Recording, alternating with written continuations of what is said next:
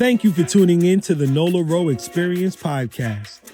Raw, honest, relatable conversations that help us grow. Be sure to follow us on all social platforms at the Nola Ro Experience Podcast and watch and listen to your favorite TNREP episodes on your favorite podcast platform. On today's episode, why are you 25 for the 18th time? Did you know? I have a question, the SOA Q&A, and of course, today's happy habit.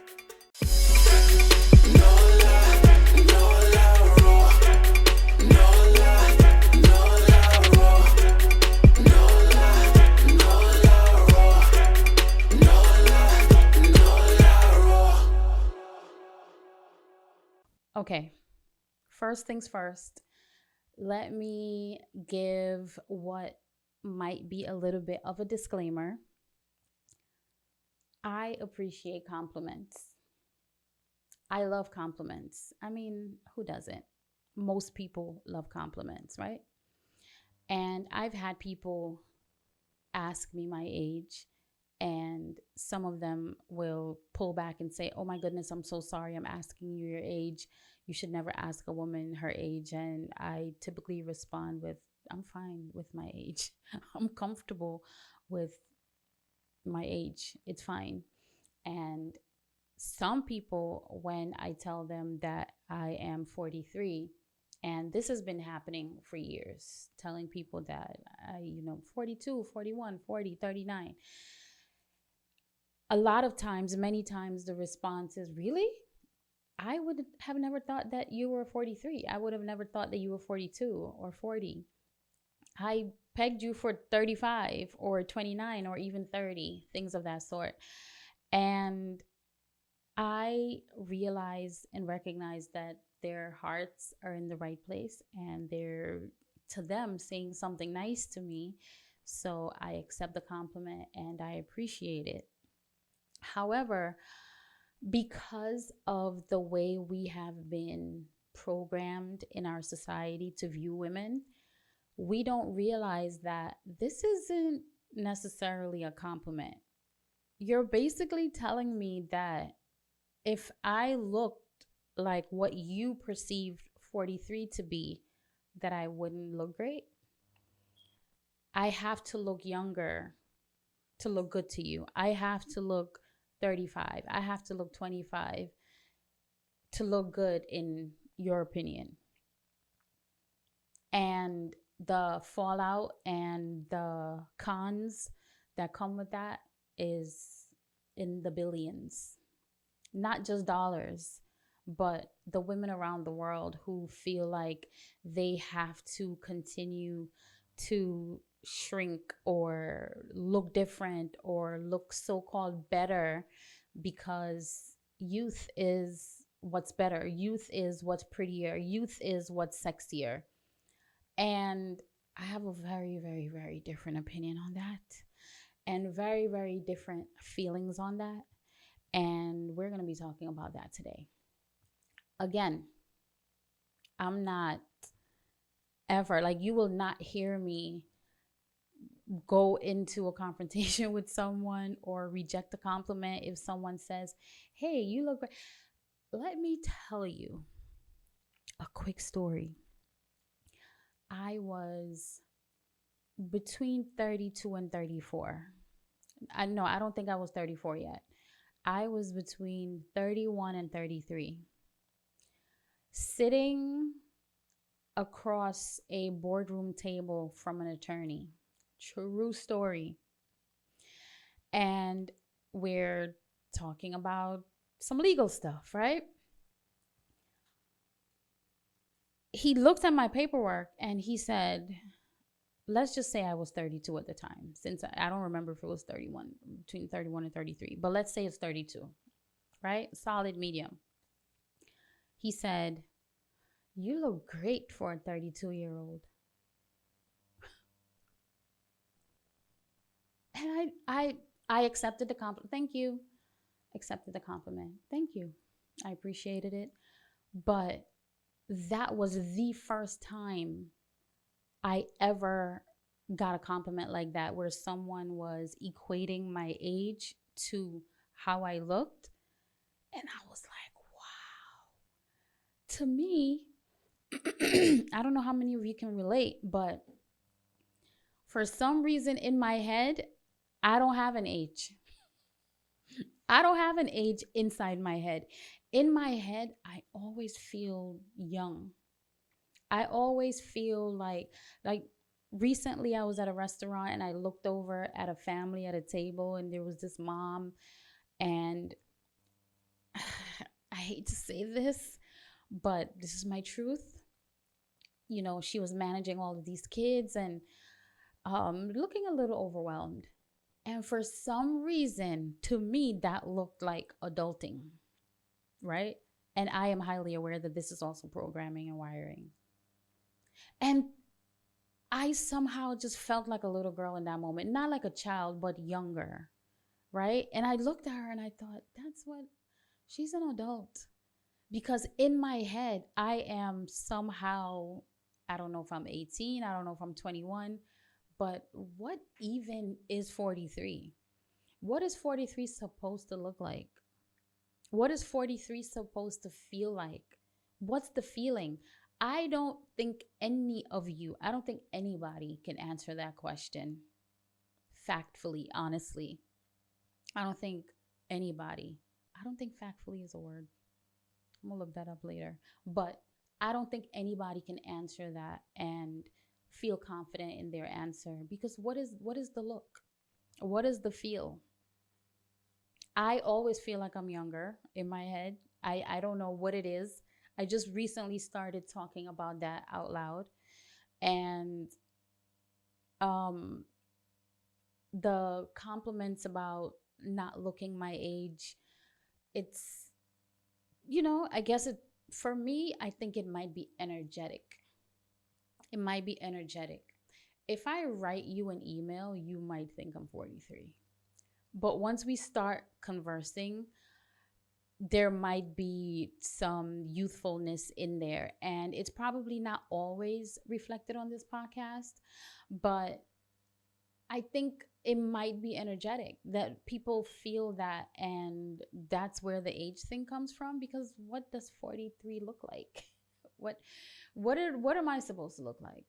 But here's another thing that I learned. I realized that when people tell some people, obviously I like to use the term some and most and many because I don't want to generalize, right? A lot of times when people tell people they look good for their age, it's simply because they take care of themselves. And maybe, just maybe, what you see and assume is what 43 is supposed to look like, what 50 is supposed to look like, maybe that's just people who are not able to take care of themselves the way they deserve to be taken care of. And it could also be just lifing. It could be immense stress. It could be illnesses, disease. And we feel the need to shame people for that.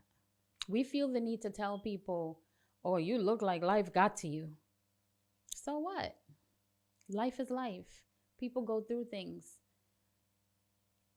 And the shaming takes us into a place where we consistently feel inadequate no matter what. And no matter what we do to tweak our bodies, no matter what we pay for, no matter what we put in our skin, no matter what we drink, no matter what we do, we still feel that inadequacy because we believe that what these people are saying is true. And it is the biggest lie ever. This has to be one of the biggest scams ever. To convince an entire population of women, well, all over the world actually, to convince us that every year we are going to not look as good as the people who are 20 years younger.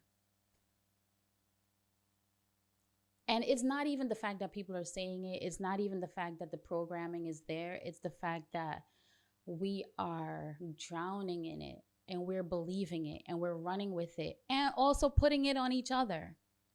I remember sitting in a room with someone and we're watching TV.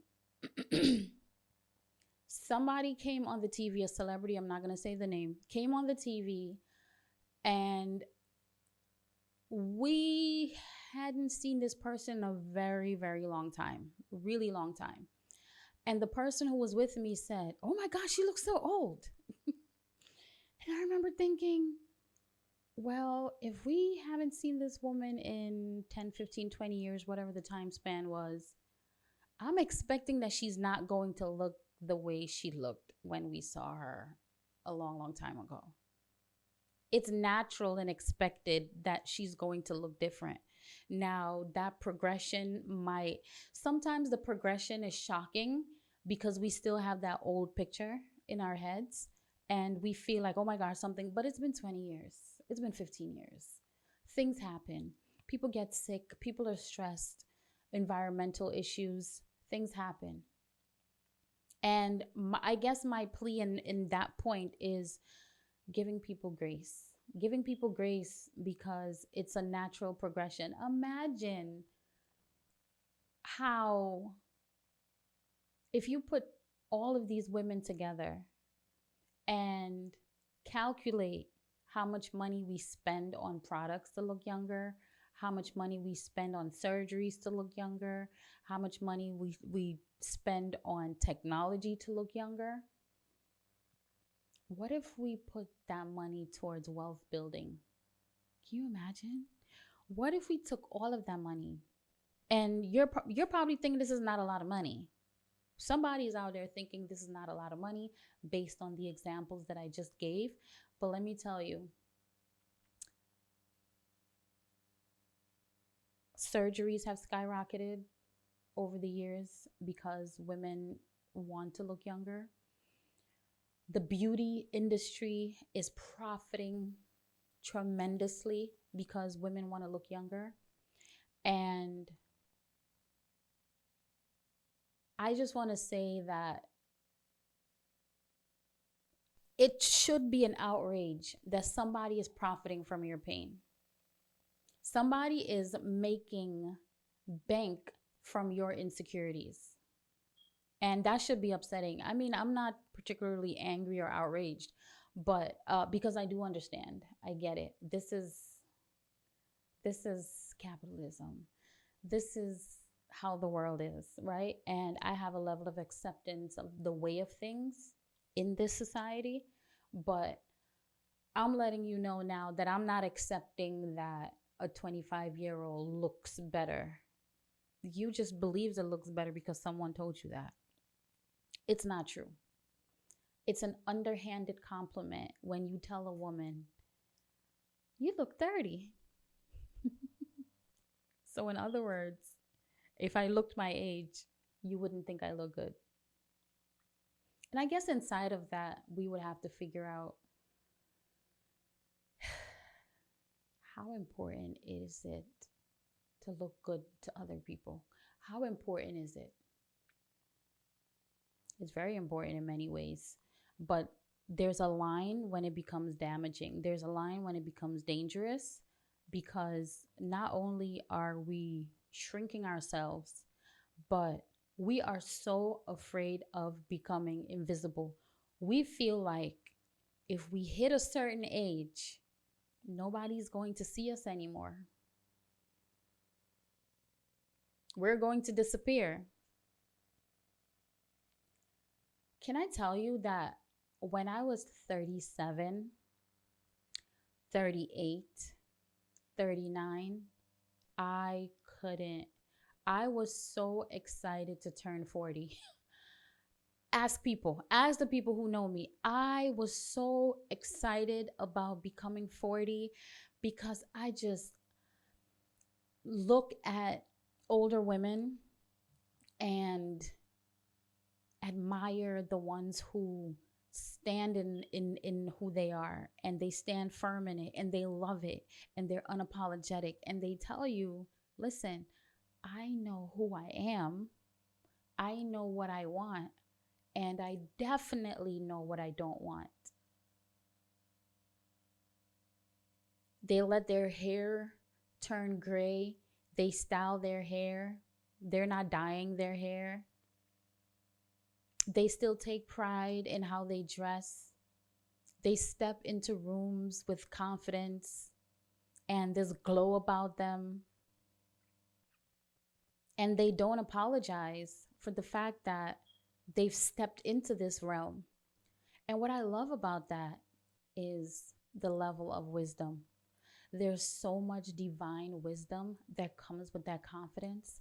Imagine you are 60 years old and you're spending your time and your years chasing something that's gone. It's not coming back. It just feels like a waste of a moment and a waste of time that could be spent just being joyful and just relishing in your wisdom, relishing in your confidence, relishing in your sexiness, and passing that on to the women who are coming behind you. It's, to me, my opinion, such a disservice to be a 20-year-old girl, 25, and be confused. Because I'm telling you right now, in my 20s, I thought I knew it. You always think you know. That's the thing, right? And I'm not saying you don't know anything in your 20s. I'm not saying you don't know anything in your teens. I'm saying there's more to know. And you swear, this is it, I know it all. I'm telling you right now, as smart and witty and clever and ambitious as I was in my 20s, and I was able to accomplish a lot of things, I look back now like, girl, you were so confused. And I'm not saying I wouldn't go through that. It was a tough time, but it's such a necessary part of the journey, so you can learn what you don't want, and learn what you want, and learn what you love, and learn what you're not going to put up with.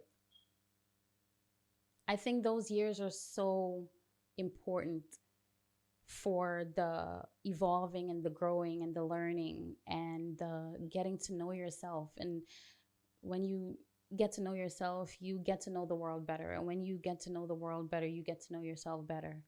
And I think that is the flyest thing about older women. I love a woman who's like, no, I don't want that, because she knows that she doesn't want it. And why are we still pretending that we want things and holding on to things that is not serving us? And I know there's a 20-something-year-old woman out there, the same way I was a 20-something-year-old woman, who is craving and yearning to be guided and mentored and loved by a woman she admires, or a woman who's done the things that she's aspiring to do and can give her the gems. I would have loved that. There's so many things I had to figure out on my own.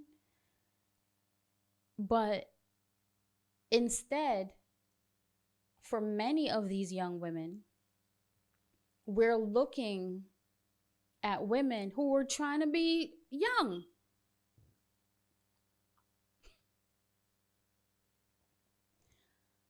How are you trying to go backwards when there are people who are actively seeking your counsel, seeking your guidance, seeking your wisdom?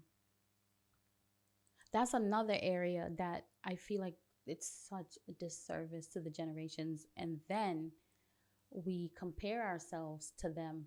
I'm not comparing myself to a 23-year-old. I'm 43. I'm not comparing myself to a 23-year-old. Girl, there's so much more that you have to learn. There's so much more that you have to walk through before we can have certain conversations. there are certain conversations that we cannot even have and fully relate with each other. And it's not that I'm in a better place, it's not that I'm on a higher level or anything like that at all. It's just that I understand and appreciate experience. I understand and appreciate the process of going through things and getting to a point where you can say, listen, been there, done that, bought a t-shirt, you can't tell me nothing. I love that.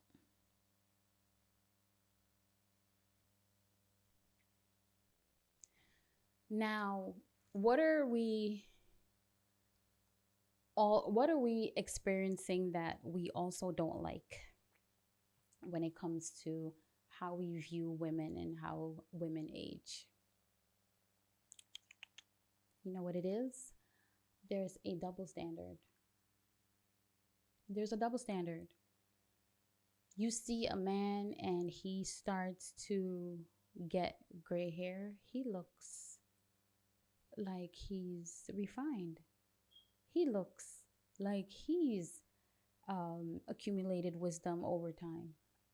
And we see women with gray hair and we're telling them that they're expiring, that they're running out of time, that they're a ticking time bomb that's about to blow up and nobody cares anymore. We overlook them. Well, first of all, sidebar, one thing that's happening in our culture that it affects my heart. We don't have reverence for our elders the way we used to. I absolutely love the idea. I'm saying the idea because it's something that I've experienced on and off over the years, but not fully and not in a solid way. But having that elder that you can go to with a problem or you can go to with an idea and they just give you these gems and the guidance and the love, that is missing again because so many of our elders are still trying to be young. And also, younger people are not expressing and showing reverence for our elders the way we used to. So we can talk all day about the generational gaps and the issues that we experience because we're actively judging each other, right? But how is it and why is it that men can get older and probably even get sloppy and look crazy and a lot of people won't bat an eye,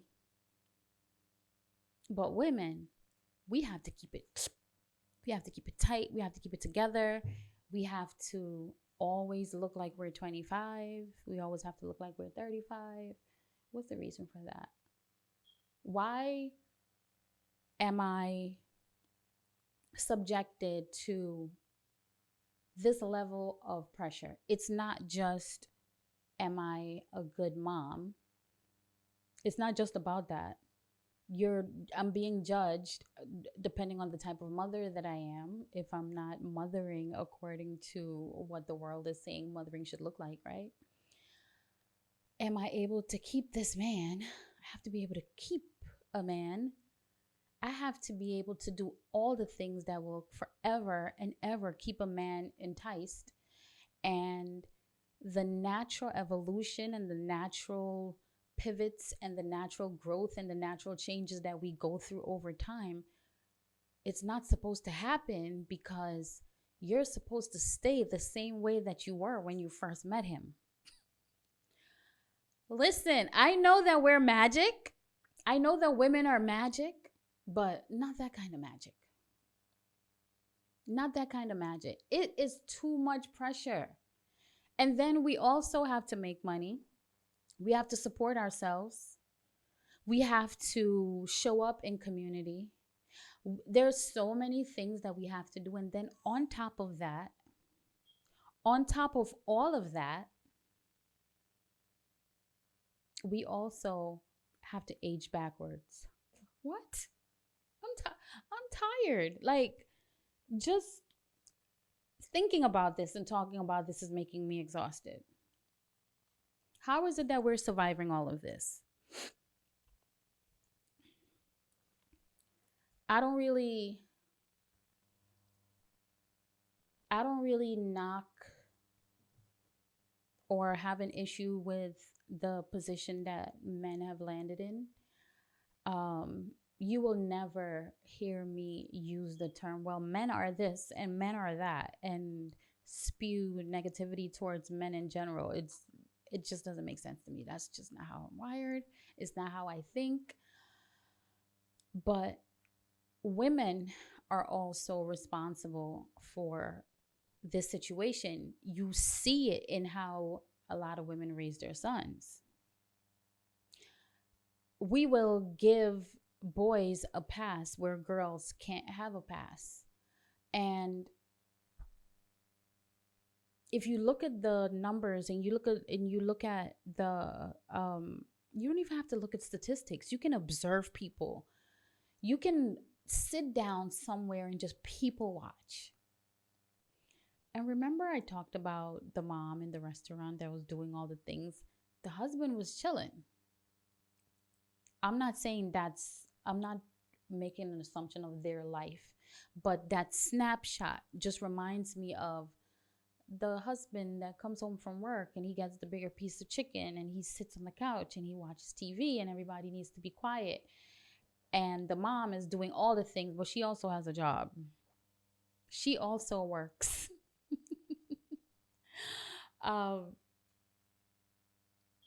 just feel like collectively, this is not a man problem. This is a people problem. Collectively, we give men a pass in ways that's very, very damaging and very, very dangerous and hurtful to women.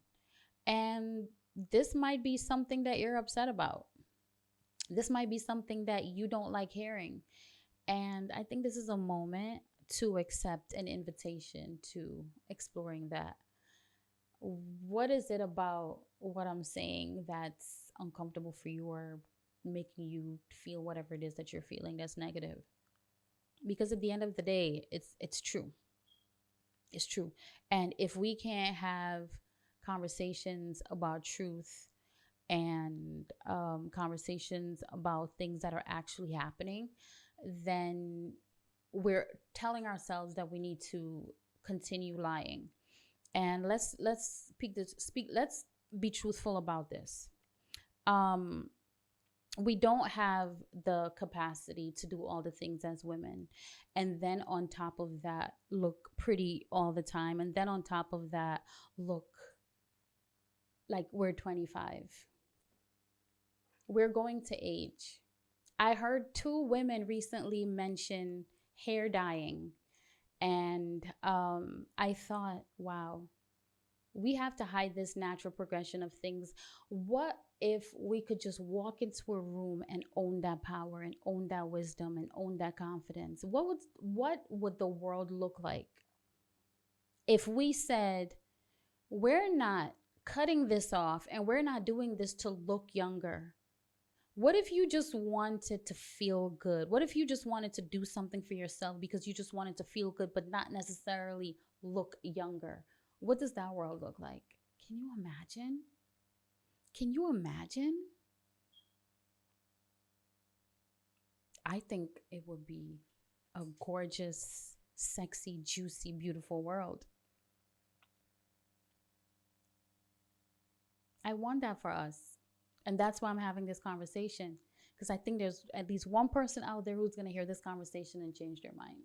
And that's the purpose of this conversation. Experiences in life that help us grow. And I also want us to reclaim our power. The real flex is being able to live long. The real flex is being able to say, man, I have seen this world evolve. I remember when this and such happened and this happened in such year, as opposed to saying, oh, I don't want to talk about that because it's going to show my age. Show your age. I'm challenging you right now. Show your age.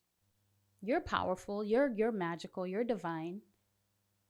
Show your power by saying, yeah, I'm 55. Yeah. And if I happen to not look attractive to you, okay, then go look at someone else. But I do understand. I'm not going to pretend that everybody wants to be seen, everybody wants to be loved. I get that. I understand it. And in denying it, I would be naive. I get that. But we have to figure out a way to not have this strong need to be loved in this way and seen in this way. That's not even true. People loving you and seeing you because of something you're not. And I do believe that if we switch the narrative on this and we say, listen, this is my age and that's that.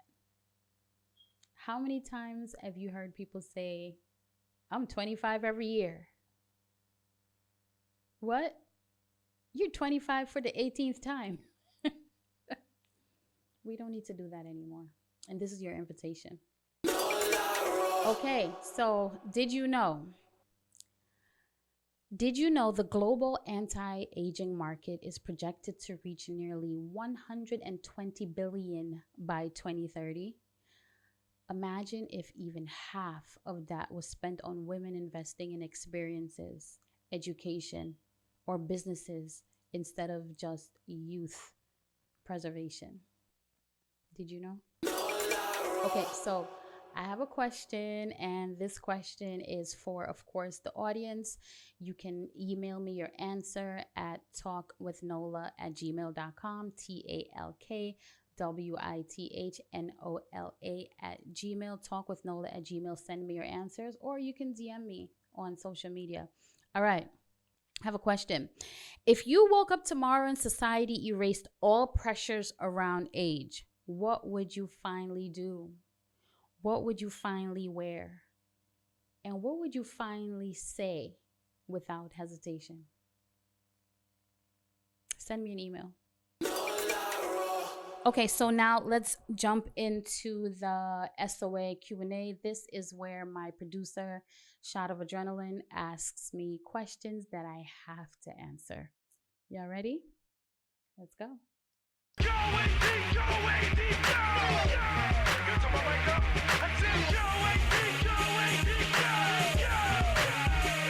If I woke up tomorrow and every piece of technology disappeared, how would I redefine success for myself?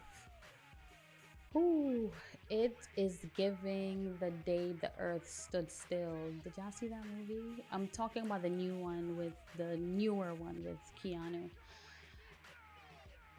I actually feel like that's exactly what we need. And even the act of that, I think would be success in itself. What's a small decision I made that ended up completely changing my life? The first thing that came to mind was when I stopped eating meat. It's so interesting that I was going through some old stuff yesterday and I found my my food request when I was in the hospital giving birth to my son. And I was reading the food request. You know how you check off your dietary needs or restrictions? And mine said no beef, no chicken. And I was like, I didn't even realize at that time that's what I was doing. But yeah, this has been happening for a long time. It's made a huge difference. What's one lesson I feel everyone should learn before turning 40? That it might not feel like it, but everything is happening for you. Everything is happening for you. If you can reframe how you see situations, you will see how everything is happening for you. So instead of saying, oh my gosh, why he cheat on me? Why did he do this to me? I know it hurts, and in the moment it's okay, go through the motions, but there's also another angle, there's also another perspective, which is, oh, I just got a revelation. The world just revealed to me that this is not my person. This is not somebody that I want in my ecosystem, I can't trust this person. I think that's very important. All right, so today's happy habit. Something that I like to do, I actually recently started practicing this. And let me tell you why it's important to have a happy habit. Because we tend to feel like happiness and joy comes from having these huge and extravagant experiences. But really and truly, it's the tiny things that seem small that we need to pay attention to. Because when you do that, you realize that you accumulate them and you're actually having a joyful life. So I recently started reframing how I talk to myself in micro moments. So I do have the tendency to be in my head a lot, and I will have negative self-talk that shows up in the weirdest ways. And I'll just jump in and say, that's not true. Why are you even talking to yourself like that? That's not true. That's not true. So the habit is debunking those negative things that you say about yourself that are not true. You know it's not true, but we can be our worst enemies sometimes. And I find that when I'm able to go in and say, girl, you know better than that, it definitely brings me joy. Super excited that you were all able to tune in today. I hope that this conversation brought you value. Please make sure that you continue to come back.